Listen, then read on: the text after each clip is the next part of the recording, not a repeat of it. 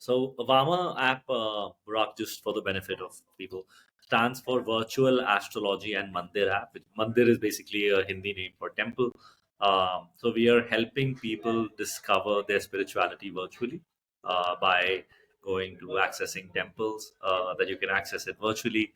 You don't need to physically travel. A lot of people in India have a lot of faith in large temples where you can't visit every day or every week. Also, right? It costs you money. There's a lot of time. So can we get you virtual access of those temples? Right. Astrology as a service is a huge enabler to temples, also if done the right way. Um, so basically, the how we look at it, right, is customers speak to an astrologer, and an astrologer would recommend you a remedy. The remedy could be either e-commerce led, like a gemstone, or it could be a puja or a spiritual offering at a temple. So, as three of the founders, as we are, we thought the temple section is a difficult problem to solve. So, why don't we solve the difficult problem first, right? So that's how we got temples on board on platform. Today we have about close to 400 plus temples on Vama, where you can virtually do puja is the Hindi word, basically pray virtually on the platform. Uh, I think what Vama is trying to do is trying to disrupt how spirituality is consumed in India. Everyone has a different meaning for spirituality. For someone, it is chanting, it is it's offering some prayer. For a lot of us Indians, spirituality resides in temples, right? Our faith is in the temple, is in the god. We are trying to disrupt that, and I think we have very early signs of product market fit of being able to do that. Our journey starts, Burak, from three four co-founders. We all come from the telecom operator ecosystem. I think you'll be very surprised to know that telecom operators used to sell value added services in India. Astrology was the largest selling value added services business in 2016. They used to do $100 million a year. Me, Acharyaji, and Himanshu, all three come from that ecosystem. We have seen that business very closely. So I think that's how we come from. That's where we come from. So, should you tell me about the Indian spirituality domain? So, what is the difference between other countries or other geographies? So, from our earlier conversation, I know that I have also difficult to understand all of the, spirituality word in India. It was completely different. So, we have to probably get couple of meetings online. Should you also explain what is the difference and what are the inner differences of the Indian geography? So India is a very diverse country, right? Everyone has different. I think what Vama is building for Hindus, Hindus pray at temple. So how can we be the platform today? So I aspire to be a super app for Hindus across the world. Today it is only in India, but across the world, for you to help you pray. Indians usually pray to a god. So either you visit the temple or we virtually take you to the temple. We are able to do virtual donations. We are able to get you virtually connected to a priest.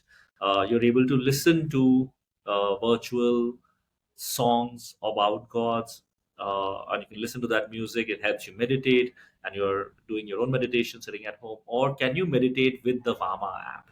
Right, that's all of it put together. Like I aspire to be like, if you tomorrow are in India and you want to go to a temple, you can virtually visit the temple on Vama. Hopefully, 3 years from now, you can even book a flight ticket from Vama for spirituality. You can go, and we are actually launching a pilot, Burak, for our first offline physical tour in a city. It's called Ujjain. This is in Madhya Pradesh.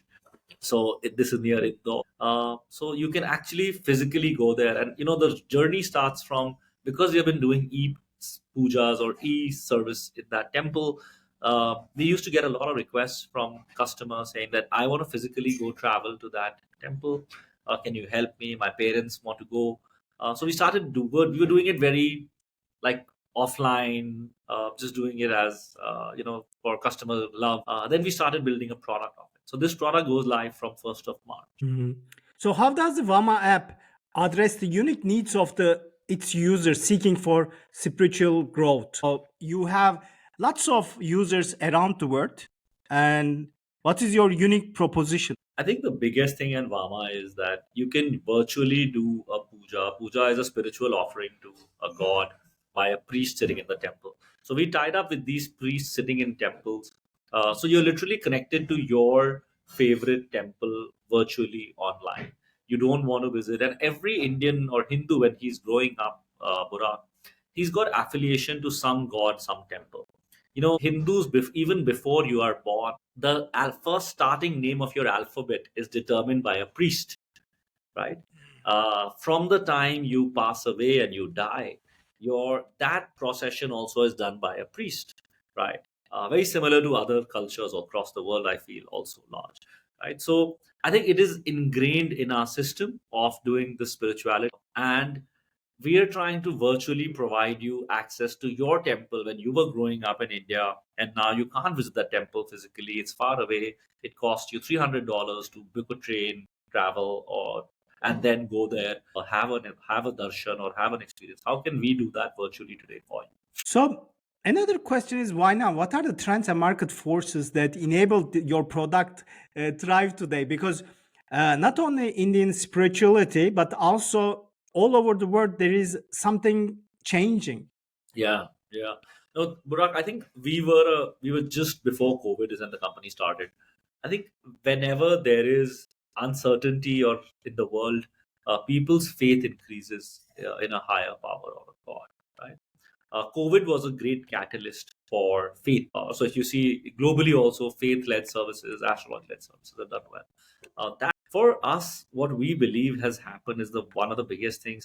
The one of the largest Hindu temples uh, has opened in India. It's the Ram Mandir. This has been going on for about a really long time, and that's finally opened in 2024.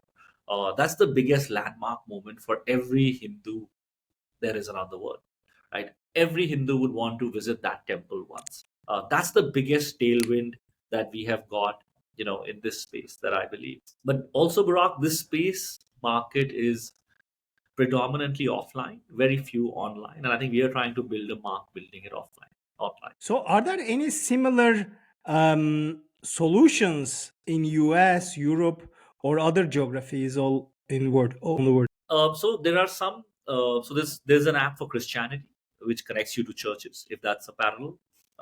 For Hindus in US, UK, or outside, or Indians outside, we hope Vama is becomes their first choice for use. But for other faiths, there are some apps. So for Christianity, there are 2, 3 apps that exist today. How does technology play in your solution? Yeah, so I think how we have built the product, it's a very asset-like product. We haven't deployed any cameras or any hardware at temples. We have trained so it's literally our app that a priest can open, come on a live stream, do an audio podcast, do a video podcast, can do consultations one-to-one. So it's everything is inside the app, native, tech first. You can speak to an astrologer, you can do astrology consultations, you can see content, you can download your daily life report, how your 2024 is going to be. So all of that today is led by technology. What are the unexpected lessons you have learned while working on the product? Every day is a lesson, yeah, Burak. But I think what we have realized, and I think the three founders come from spending a lot of time either running businesses before or running jobs, right? So I think we have all been obsessed with customer reach, right? So I think we are all speaking to customers, trying to get something there. Like there are some thoughts that I have that look, this product is going to do very well, but customers don't take it up, right? So I think customers are the biggest product managers that a company can have, right? Like I'm fortunate that we have had such things. What we have realized in India, especially for our sense, is that Indians like to converse with a human on the other side. They don't want to just read text report saying that okay, my day is going to be this, my day is going to be better, but they actually want to speak. They want to have a conversation with someone on the other side. I think that's been one of the biggest learnings for us. So, can you also discuss some of the pivotal moments? I mean, you pivot the product significantly, impacting your product's direction. Are there any pivotal moments in the recently or since beginning? Yeah, I think so. Vama, when it started, was only an astrology marketplace, right? Like we only provided astrology as a service. Uh, we realized in the flow that when you go to an astrologer, the astrologer is going to tell you to speak to a priest, to get a puja done, to wear a gemstone. And that's how we literally pivoted. And it's today rock that 70% of our users open Vama, use Vama for temple as a product, which was supposed to be a value added service. So we pivoted into a spiritual first company versus astrology only. So, how did you understand there is a product market fit? So, how did you find the product market fit is actually running? I think our repeat users and our is one of the biggest metrics for us, and I think we have been able to scale very efficiently the product side. So I think for me, product market fit is as long as I'm able to scale my product without increasing any cost, and there is recurring user behavior that starts playing out. For us, that at scale has been happening. The product has existed offline from millennia. It's only that the virtualization of this product online will exist now, right? So the product physical exists on ground. We just have to take that experience and give them that better experience virtually. So, how do you measure the success or impact of Vama? I think too early to measure success, but I think like every founder, we look at daily reports. But if you were to ask me, the big thing is how many temples can I bring on the platform, and how many customers can experience those platforms. India has more than a million plus temples. How many temples will come on Vama's platform? For me, that's the final success. And can I build a platform or a product that customers genuinely love? We are in the business of providing faith, right? Faith is zero or one. There is no gray, right? If I'm able to get that to customers, then I think we are successful. But on a daily business, we have business KPIs that run. Uh, we are a monetization first company, Barack. Comes from my background. I'm conscious of how much money are we losing every month, right? Very conscious, right? How and we never, and it's also a function of how much money we have raised till now. We never had, so we've always built product like that, right? One of the big metrics I drive is that how many people actually pay versus how many open the app, right? So for me, daily active users has no meaning unless you are a paying user or you're at least consuming a service from us. How do you see evolving? I mean, the product evolving in the next 5 years. You mentioned about the products and that you are trying new features. So, what will be the next 5 years? I think the only like the closest example that I think of that exists is Gojek in Indonesia for travel for everything, right? It's a super app, right? Like you would use it for booking a cab, you would use it for ordering food, you would use it for courier. Can Vama be that app for Indians for spirituality? If you want to go to a temple, can I book a travel? Can you do virtual? And if I can't travel, can I virtually see the temple? Can I virtually donate to the temple? Can I speak to an astrologer? All and so online and offline will submerge into one into a platform which would have a 360-degree impact of building this product for spirituality. So, this Vama is completely different with other startups or ventures if you compare. How did you talk with venture capitals, funds, and I mean, raise funding in earlier rounds?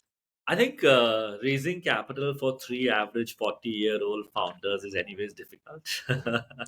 A lot of VCs expect younger founders, and the space also, right? Like it's not fintech. There are not, there are no parallels for people to draw. Like okay, and everyone knows this business exists. We were fortunate to get early set of backers, and after that, it's just been purely on numbers, Burak. It's just purely people can't say no to businesses which are scaling at a unit economic profitable level, right? That's what I've realized, right? You can try to play different games or themes on the VC business, but I think fundamentally good businesses which can be scaled will attract enough VC attention. We have had our share of rejections. I've had a time where I went to 63 rejections. I remember being down in the dumps, just figuring out, okay, is this even working? Because the business is doing well, right? Like business is growing, you're not burning too much cash, but people just there was no precedence of people putting money in this sector, right? Cut that to today, I think we are fortunate that this sector is getting its due finally. Spirituality in India is getting its due, uh, right? So I think people will have it definitely not this difficult to raise capital anymore in this sector. What has been the most surprising feedback from your users? I think one of the things that I have loved is that that there have been cases where people have so much faith in temples and they cannot travel because of some physical conditions, right?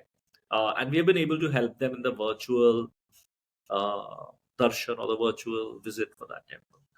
I think how the gratitude that they feel for us is really mind-boggling. Like we have had occasions where customers have paid $1,500 for a virtual procedure because they wanted a specific thing at a temple, right? So I think that gratitude of people that you're able to connect them to their God is really satisfying. So, how does Vama foster the sense of community and belonging among its users? Did you I think create the community? Yeah, I think we're still very early in our community days. Like I said, we are building from zero to one. We have an active community on Instagram that we run contests for, that we run engage with. But I think that's one thing that we are trying to build, like an active community play. We have a community today.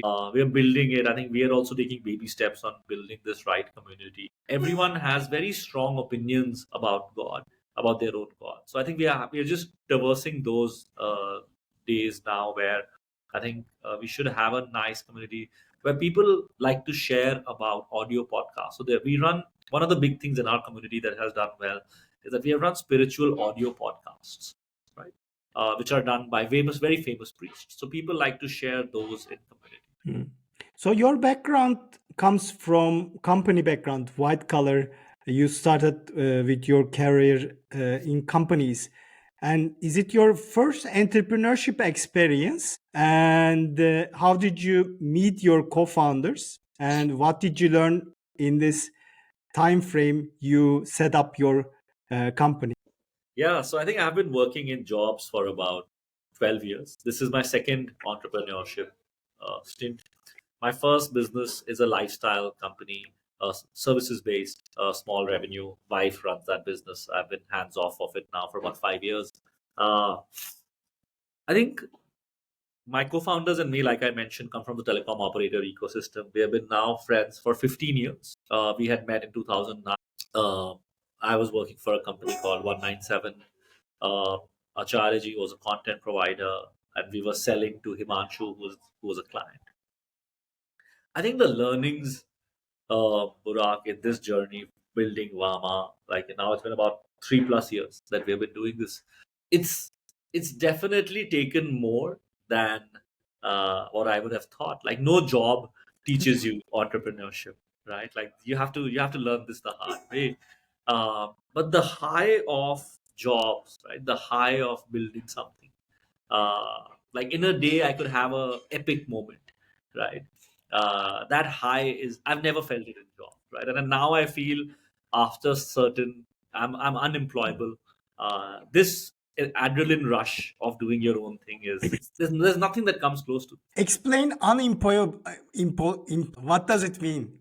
uh, I don't think I can work for anyone now, Barak. I think the freedom of working for yourself and impacting others around you in this entrepreneurship journey makes you unemployable, right? Like I don't want to go to a 9 to 5 job, right? Like people ask me when do you work? I said if I'm awake, I'm working. This is my baby, right? Like I have 2 daughters and I have mama, right? Like so it's the same. They say failure is the best teacher, failure.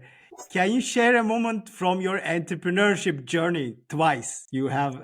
So that didn't go as planned, and what did you learn from it? Yeah, I think fundraising for us has been very difficult because imagine we are not typical founders, right? Like we come from a very diverse background. Like one of our co-founders doesn't understand English, so it's very difficult for him to get into meetings, and he comes with a certain persona. And this is my I think one of my biggest low points in this business was we needed capital to scale. Unit economics were well, everything was doing well.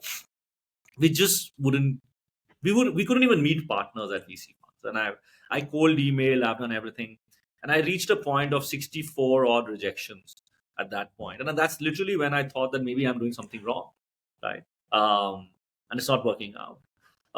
Partners would not come and meet us. They would get their associates to suddenly meet us last minute, right? A lot of things were happening for us at that point. I mean, there is revenue, there's everything. I don't know what's happening. I think that was one of my biggest things, right? And I remember I'm fortunate to have friends like you looking over us. And one of my closest friends who I really admire as an entrepreneur, right? He's built really large businesses, exited to IPOs. And he said he had faced 110 rejections on his first fundraise. So they said 100 is the magic number. If you get 100 rejections, you're on the wrong. So I reached 62. um, and then I started learning the art of adapting to every pitch. Like after every rejection, I would go change my deck for the next one. Right? I realized the numbers that I was showing were what they wanted to see. What I was talking was different. Right? So uh, I think that really was one of our lowest points. And I think that's as close to failure that. Entrepreneurship is often compared like a roller coaster ride. Yeah. If you had a pick a theme park ride that best describes your experience, what would it be? And what do you do in the tough times? And how do you get back up? Yeah. Uh, I think there is a meme on the internet, right? It just says a day in the life of an entrepreneur, right? I could wake up at 10 o'clock. I could feel on I'm top in the world. I'm going to change everything. At 12 o'clock, something could happen. And I'm like, shit, why did I even start doing this? And and like you will have the moments in the day, right? I think that's the best. That's the beauty of entrepreneurship, right? Like in a day, twice you would feel I am on top of the world. I have won over everything, right? And you would also feel the same day that why the hell am I doing this, right? Like why I should just go, right? I should do something else. So I completely believe it. Yeah, I think, but that's the fun of doing it. Right? There's nothing, no job uh, gives you this, right? Like no job prepares you for this, right? Like these kind of emotion rushes. Like like your top performer wants to leave one day for whatever it's worth, right? Like there's nothing that you can do for it. So if there were a time machine and if you could go back in time, give yourself one piece of advice to younger entrepreneur of yourself, what would it be? I think I was just started entrepreneurship 5 years before. Uh, I was too scared of starting it. I wanted a safety net around me.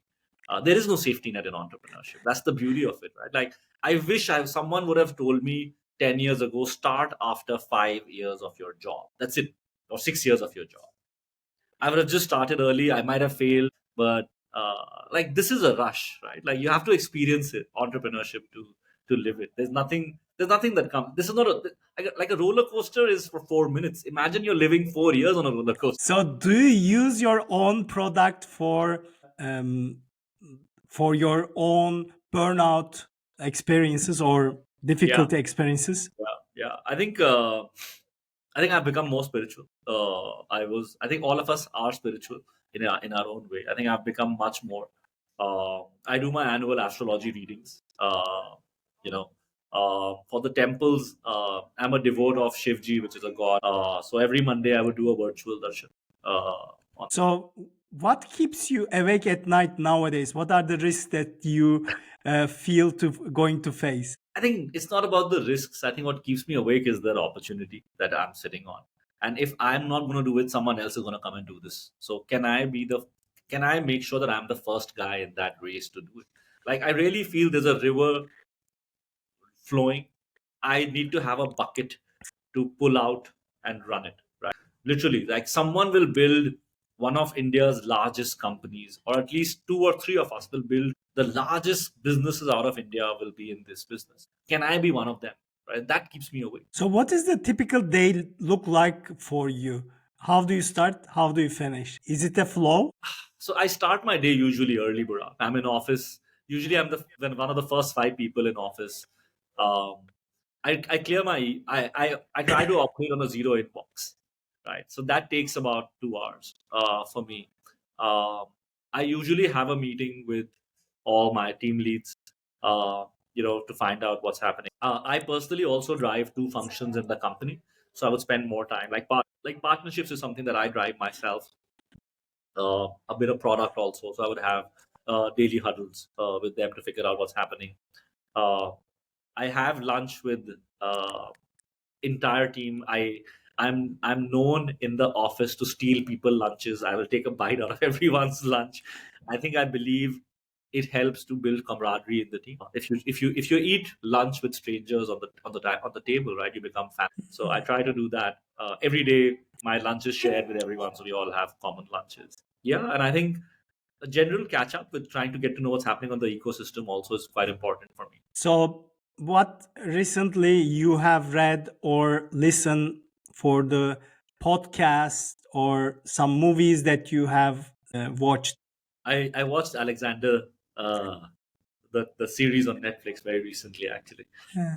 and it's a master of how he looks to take over, right? Like how he's also battling himself, or he's self doubting, and he's then winning. Yeah, but I think my reading habit has become an all time low since I've become an entrepreneur. I just don't have the time to read. I'm on a couple of podcasts that I try to listen to, but they are more trying to just cut me away from just work, right? Like for me, they are my downtime. Uh, That's great. So, what is the fun fact about yourself that not many people know? uh, I play blaring Punjabi or hard techno music on a Monday morning in office. Uh, so it's how I de-stress, right? Like if I have an important call, there's music in the background and it's blaring, right? People can't work in this office and they're complaining to me saying that how are we supposed to work? But yeah, I think we all have fun, right? That's fun. It has been an absolute pleasure, Manu, having you today on the podcast. And thank you for sharing your experiences and lots Thank you of so much, Parag. Thank great you. stories. Thank you very much. Okay, bye now.